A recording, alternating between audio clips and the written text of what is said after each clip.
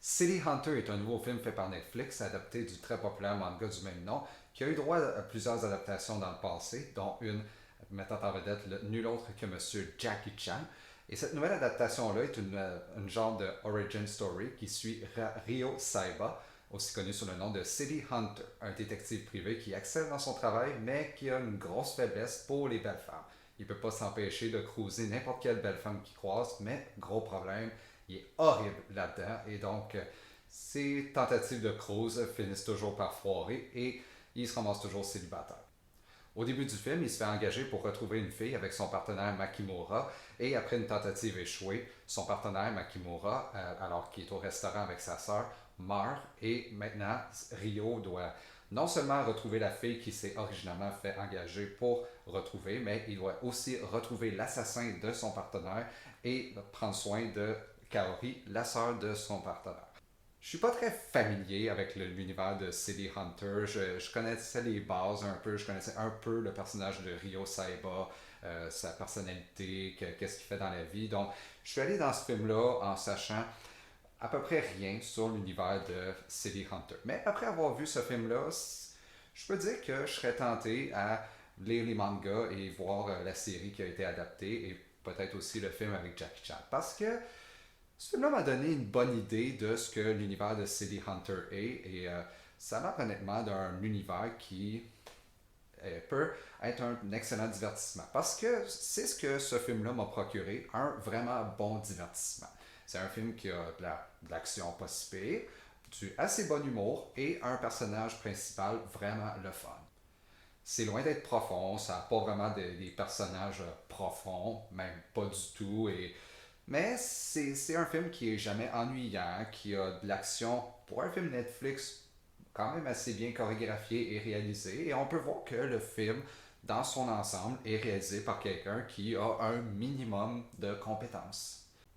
Une des choses qui va définitivement faire en sorte que le film sera vraiment divisé, c'est son humour. Ce film-là a un humour assez particulier. C'est un humour qui fait très anime et manga, où c'est vraiment over the top et même à certains points assez pervers.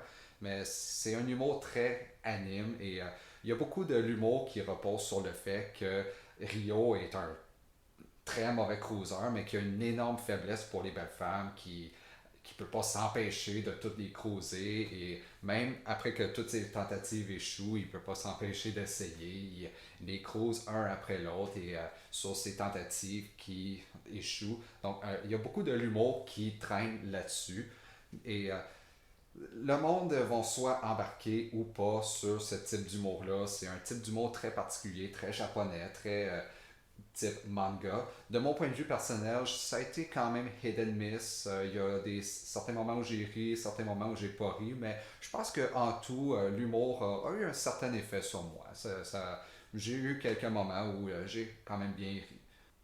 Et je trouve qu'un des points forts du film, c'est l'interprétation de Ryo Saiba, qui est joué par Ryohei Suzuki, qui il capture vraiment l'essence du personnage, comment le personnage est, sa personnalité. Il sait que même si c'est un personnage qui a beaucoup d'humour, qui a surtout trait au fait qu'il a une faiblesse pour les femmes et qu'il est mauvais là-dedans, il capture quand même son côté humain. Il sait comment être sérieux quand il faut qu'il soit sérieux, il sait comment être badass quand il doit faire des scènes d'action, tout en restant crédible dans toutes les différentes facettes du personnage. Que ce soit dans ses moments drôles, ses moments badass, ses moments dramatiques, il est capable de rendre le personnage vraiment crédible. Les autres personnages sont corrects. Je dirais que c'est une des grosses faiblesses du film, c'est que bien que le personnage de Rio est vraiment bien fait, surtout parce qu'il est joué par un très très bon acteur, un acteur assez sous-estimé, je trouve. Les autres personnages, même s'ils sont joués par des quand même bons acteurs, sont rien de vraiment mémorable. L'actrice qui joue Kaori est assez convaincante, mais la personnage en tant que tel, j'ai pas trouvé hyper intéressante. Elle laisse pas vraiment une grande impression. Et je dirais que celui qui joue Kamikura est assez bon aussi. Honnêtement, s'il était resté tout le long du film, j'aurais bien aimé ça. Je voulais en savoir un peu plus sur son personnage parce que lui et Rio semblaient former un vraiment bon duo. Mais bon, il meurt au début, mais ça laisse quand même une bonne histoire de vengeance. Mais ça aurait été le fun si, durant tout le film, il y avait été un duo ensemble. Je sais que la base du manga, c'est que c'est. Ben, Kamikura, il meurt dès le début du manga, mais tu sais, c'est un genre de prequel où ce que les deux sont ensemble tout le long, ça pourrait être le fun. Peut-être qu'on aura ça un jour. Puis, il y a aussi les méchants qui, je trouve, ils peuvent être intimidants et même quand même terrifiants à certains moments, mais c'est pas le genre de méchant qu'on se dit, oh, ça va être une bataille vraiment serrée entre eux autres et Rio. Non, c'est le genre de méchant qu'on se dit, ah, Rio va les battre assez facilement. Donc, les méchants auraient pu être mieux, mais ils auraient pu être vraiment pires aussi. Aussi, l'action, même si j'ai dit au début de la vidéo qu'ils étaient vraiment bien chorégraphiés, vraiment bien réalisés, je dirais pas qu'ils étaient bons au point que ça laisse une vraiment grosse impression, que on est vraiment collé à l'écran tout le long. Je dirais pas que c'est ce genre d'action-là, c'est juste purement divertissant, mais rien de tant mémorable. Et c'est un des problèmes du film, c'est que c'est pas tant mémorable, c'est pas un film que je me verrais voir une deuxième fois, c'est juste un one and go. Mais pour ce que c'est, je dirais que j'ai été quand même surpris par City Hunters. J'ai passé un bon moment.